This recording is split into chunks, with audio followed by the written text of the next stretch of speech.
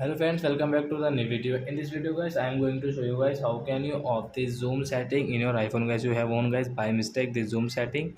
So guys you can off it. In this video guys, I will show you guys how to off the zoom setting in iPhone guys. And guys now let's see guys how to off the zoom setting in iPhone.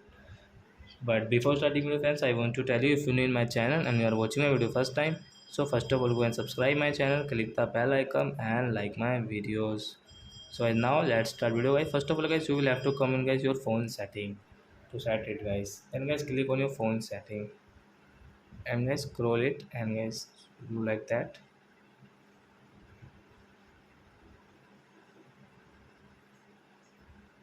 And guys click on this accessibility setting.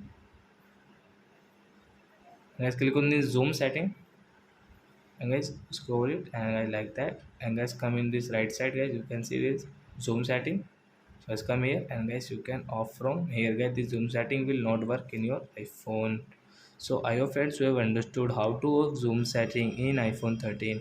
So that's it guys, thanks for watching my video guys. Now we will meet on next video with new topic. Before going please go and like my video, subscribe my channel. Bye bye friends.